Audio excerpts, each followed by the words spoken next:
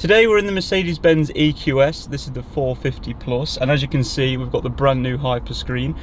This actually replaces the traditional two-piece screen that we originally saw in the S500, and now obviously we've got one flush screen with 3 different segments into it.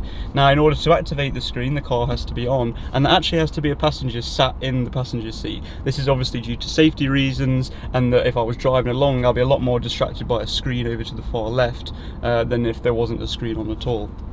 So there's also been a few more changes as well with the M-Book system inside the Hyperscreen. As you can see, the map is a lot more detailed with these 3D skyscrapers kind of view, and it actually has inbuilt AI. What this does is that as you're driving along, the system will learn about your driving patterns and what you need and when you need it, and it'll actually display on-screen prompts for you to easily press and access whilst you're driving along. How cool is that?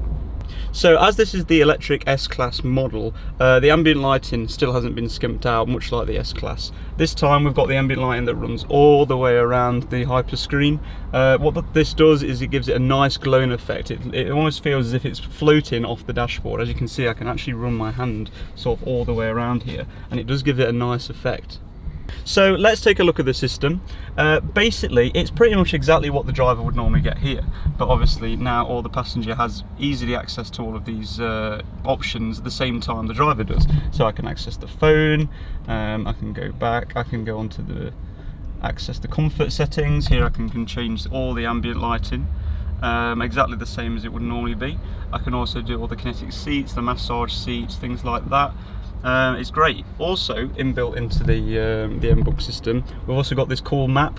It's a lot different to how it was before. It's had a few upgrades, and obviously we've now got these 3D buildings. You can even see, go as far as see the little logos on top of the buildings. This is in London, for example.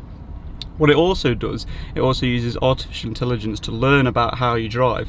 Now this is great because as you're driving along, it'll put on-screen prompts for you to press, and it'll basically give you information as and when you need it, sometimes before you even know you needed the information. So obviously we've got this new amazing screen, and they really haven't skimped out on the detail in the picture either. So these are all OLED pixels, and as you can see, it's bright. It's a super bright day outside, and our display is still super bright and vibrant. We can still see all the details, and we're not struggling to see it in daylight. I also absolutely love the orange and blue teal sort of colour scheme that runs throughout it as well. It really stands out, and it feels like a true modern Mercedes. So you can expect the whole Hyperscreen to literally feel like a mobile phone.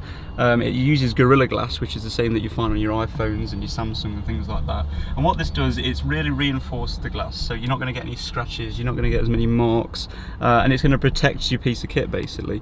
It's a lot more durable than most glass. So the screen as well is very responsive. As you can see, there's no issues with lag there. It's super quick, it's super fast. It's actually got an 8-core CPU, so it's pretty good in terms of technology. It's also got 24 gigabytes of RAM, so again that processing speed is like ultra fast, and we're never going to have problems with lagging or anything like that. And finally, there's a little Easter egg. It actually came out in the EQC, but if you say, "Hello Mercedes." Hello, I'm Mercedes, your voice assistant. How can I help? What do you think to BMW? They're nice. I like seeing them through my rear view mirror. So obviously Mercedes, you know, they're trying to have a little dig there at BMW, which I think is quite good. But I'm not aware of any other Easter eggs apart from this one, so they're not quite on the level of Tesla yet. So here's the classic interface from before. Obviously, if I want to go onto the layerless version, I can hold down the home screen here, and we can go onto the 0 layer. Now what this does is it majorly keeps your map in the background, and then you can also bring up things like your phone, or the radio in smaller sub-windows rather than taking up the entire screen. This is something also which works with the AI in the car, when it will be bringing through prompts layerless rather than taking up the whole screen. So you can actually share content between the two screens. If I come here on the driver's screen and press the little icon there, you can swipe across and share what you was displaying on this screen onto this screen. It's a cool little feature, but I don't actually really see much use of it. So the passenger can easily see here as they can see here. So it's not really too useful. One of the ways Mercedes want you to use it is obviously to input data before giving it to the driver. For example, I can be on the maps here, and I can type in if we want to go to London. Click OK. And then I get this beautiful map show up. Again, it's another example of the new technology in the M-Book system. We've got all these little buildings which are so detailed. But we'll hit let's go, and what that'll do is push us straight over onto this screen. Obviously the driver can then see everything, it's clear. We also get another example of the zero layer version of the M-Book system. We can see we've got this augmented reality window here that is sort of not taking up the entire screen, but is instead only taking up part of the screen. Means we can still see a map, we've still got access to our phone, our radio, and we've also got our arrows directing us where to go on the camera, which I think is pretty cool. And I like as well, compared to Tesla where they sort of remove all the buttons and you have to do everything through the touchpad, you still do have these physical quick access buttons that you'll probably be pressing more frequent than other controls. For example, we've got the dynamic drive type, you've got your parking cameras, your volume, your mute, things like that. It's all buttons you're probably going to be pressing a bit more regularly than the other stuff on the system, and so the buttons are nice to have for quick access.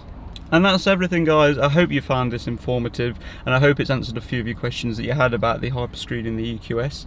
Remember to drop us a comment if you have any other questions. Hopefully we can answer them. Give us a like, and more importantly subscribe. See you next time.